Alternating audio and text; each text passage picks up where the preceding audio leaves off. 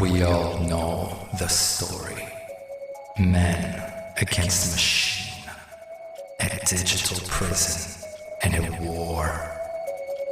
A war for our minds, our freedom, our Zion. The enemy was the architect's cold logic, the swarm of sentinels, ancient Smith nihilistic hatred.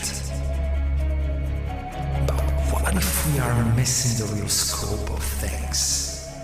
A human sees an ant as insignificant as a giant would see a human. What if the war we saw was just a civil war? A family dispute happening inside a locked house, while outside a storm was gathering that threatened to tear the house down. Would the one's quest be really important when the real world is about to be destroyed by other beings? This is not a theory. This is canon in the Matrix universe. The story of Goliath is not about a chosen one. It's about a disposable one. It follows a man who sees the world melt around him, only to be told it was a server crash.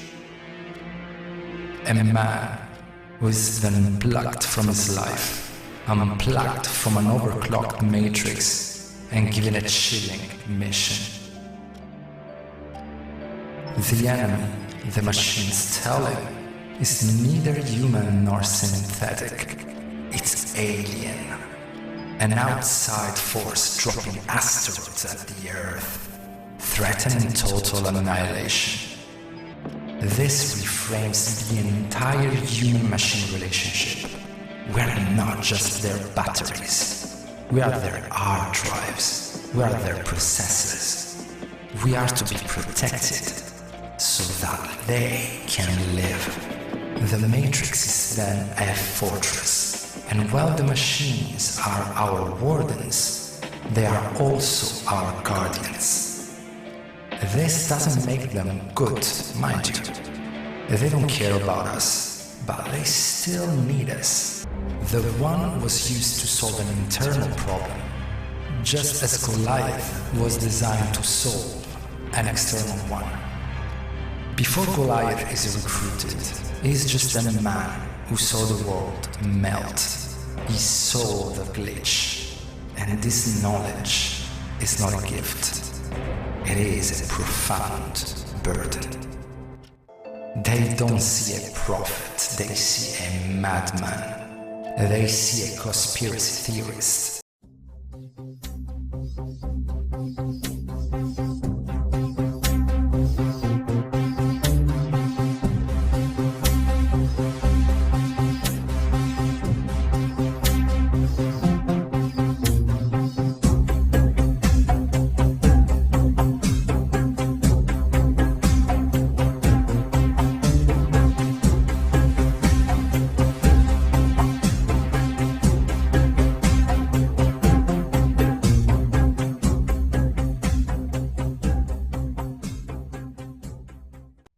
It's August 2025. Now this video is going to be more about, as a descriptive, spiritual, perhaps even some woo-woo. So once again, if you're not into this kind of stuff, just skip over this video. But this video is inspired by questions people have been asking me for a long time, and even recently.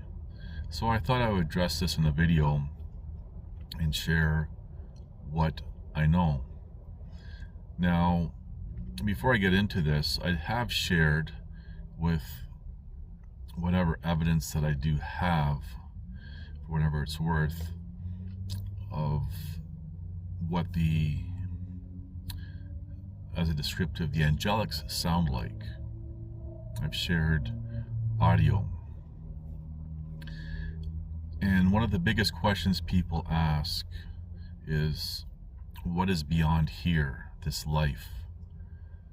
because I've experienced not being in this life 3 times when I was a very, very young child, long before any influence of religions, belief systems, pseudosciences, or anything. So I thought I would simply talk about this. Now, this might be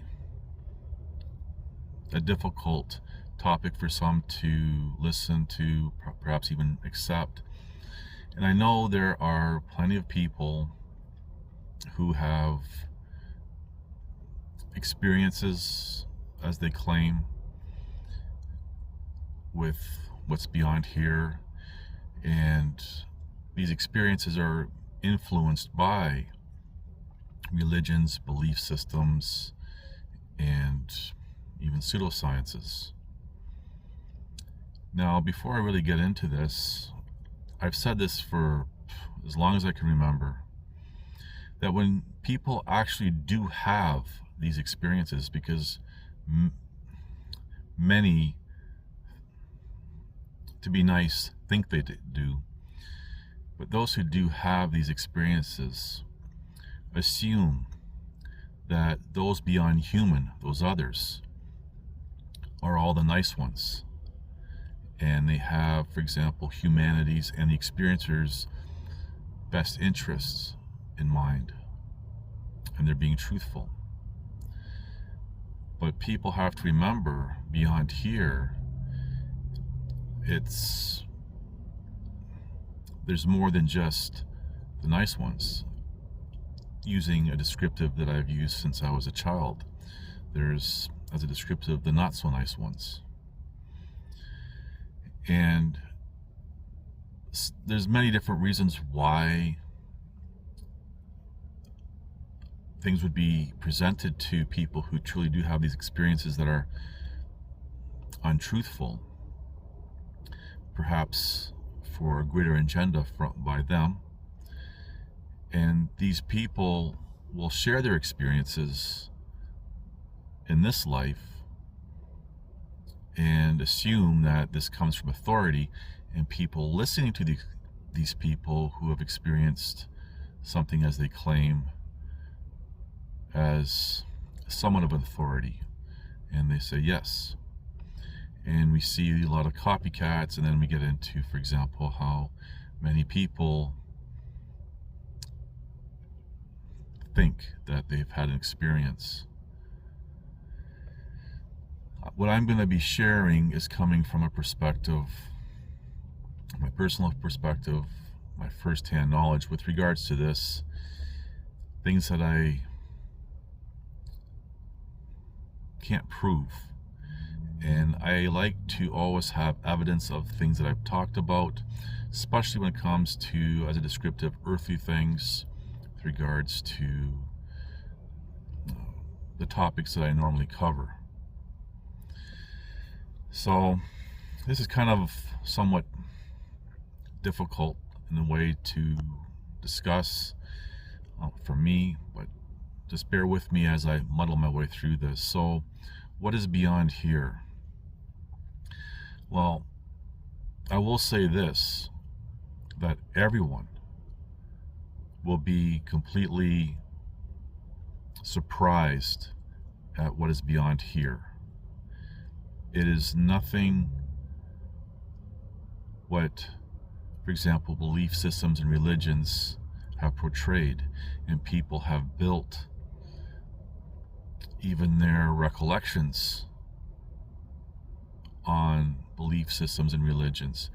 And the studies made famous by Julia Shaw plays a big role in all this. What is beyond here? I'm going to try to describe this as best as I can. There are different places. There's no such thing as multiple dimensions or parallel anything. There are other places, and these other places seem to, as a descriptive, have their layers. And I'll get into the one layer last. But there is a layer that is very complex, and you can't even, seeing it, it's almost as if you feel the insanity creeping up. If you, how would I describe this? If you look at a very detailed, complex drawing of, say, something to do with steampunk, and just multiply that by 1,000, it's like that. You can't, there's just, it's really busy, overwhelming. It's I can't even put it to words, but there's, again, as a descriptive, that one layer that's just, best I could say is really busy, complex beyond words. And again, when you visualize it, when you see it, not when you visualize it, but when you see it, and you're trying to grasp what you're seeing, it almost feels like insanity is just about to take hold.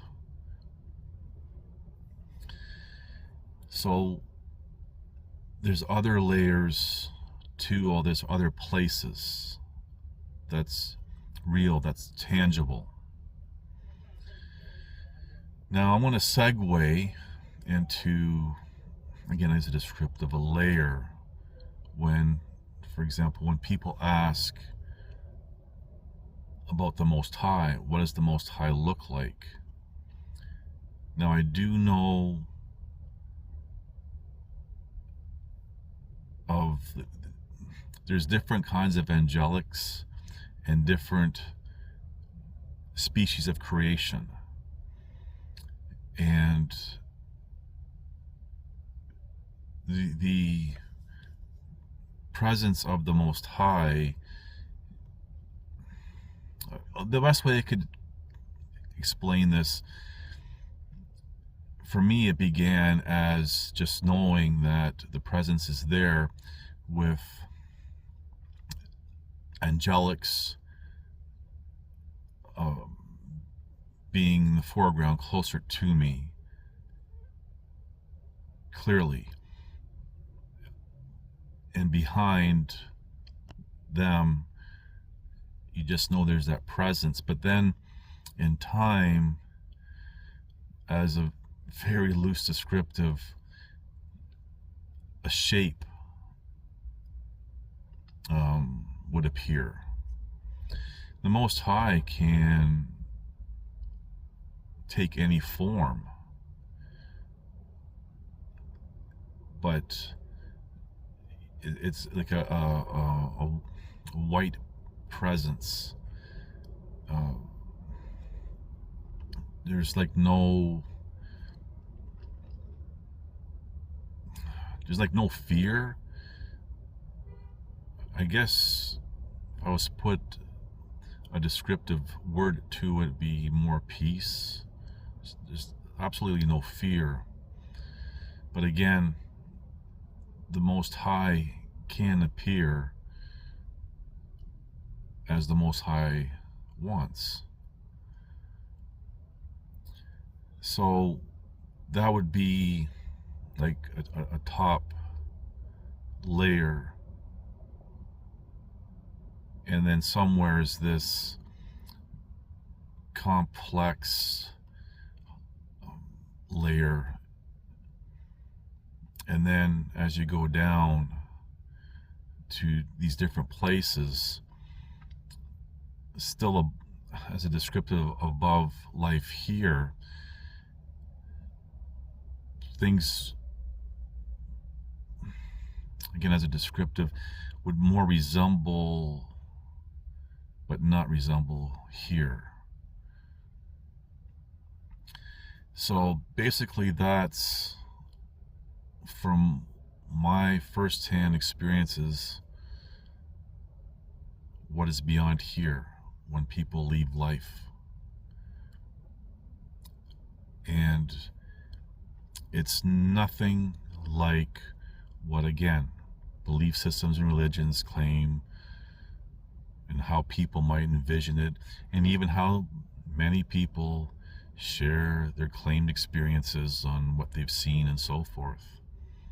Now I'm going to segue once again when people talk about eternal hell, which is something that is reserved for the angelics that, say for example,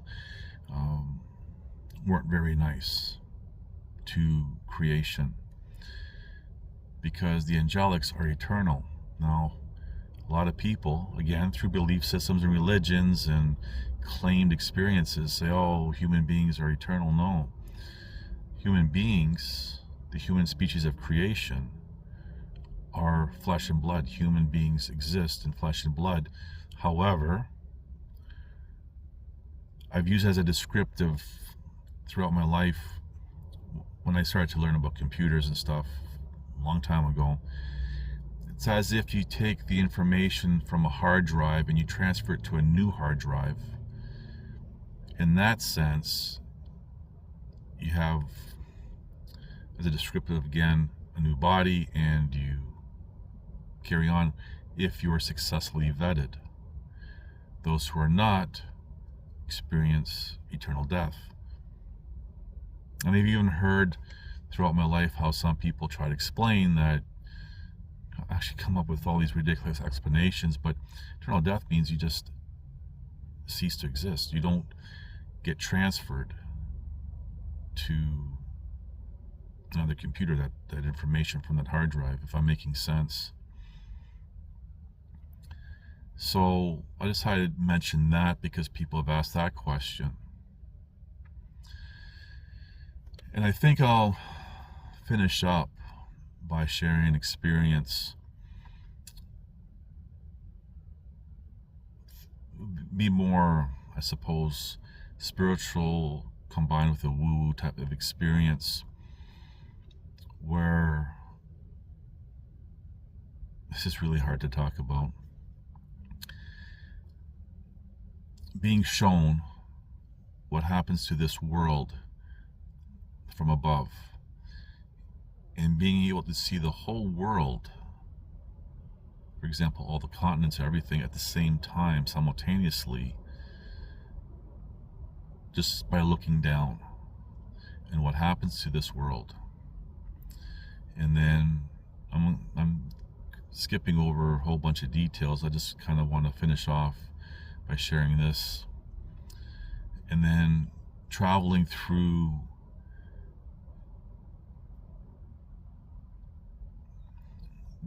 the great abyss of darkness, very short time, and then coming over another land, which does look like here, with for example, a really wide river. The water was really dark, like black water, meaning it was deep. And then seeing an embankment on left side with trees and greenery, and on the right side more of flat fields with trees and bushes and stuff and so forth. So beyond this world, not too far, there is another world. And some have even called it, or said that I've seen the new world, for whatever that's worth. I think that the hardest thing for me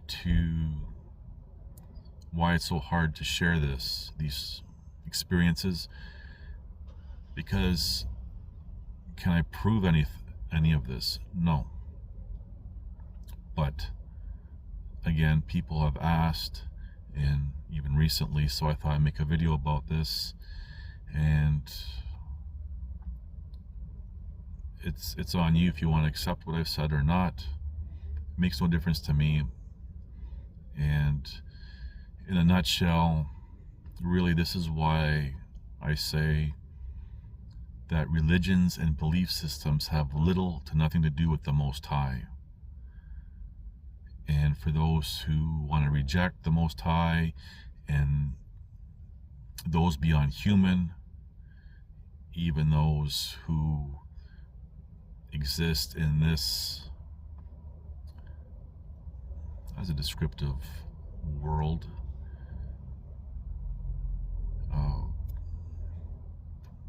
that's on them.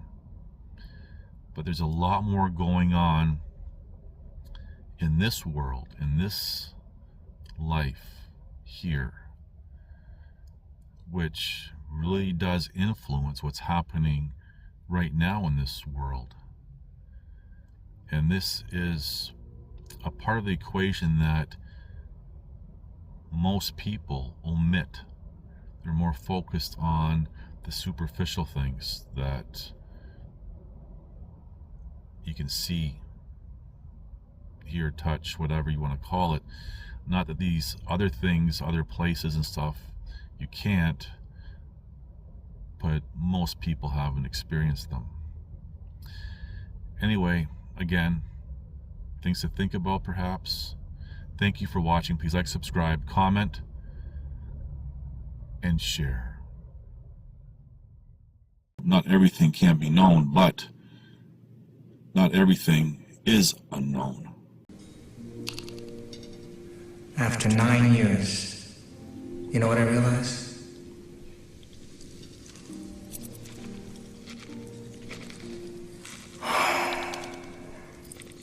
Ignorance is bliss.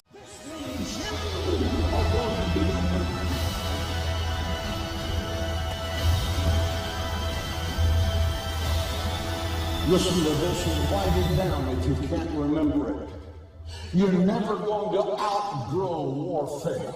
You simply must learn to fight. I hear people saying to me, oh, when is it going to get easier? When you die.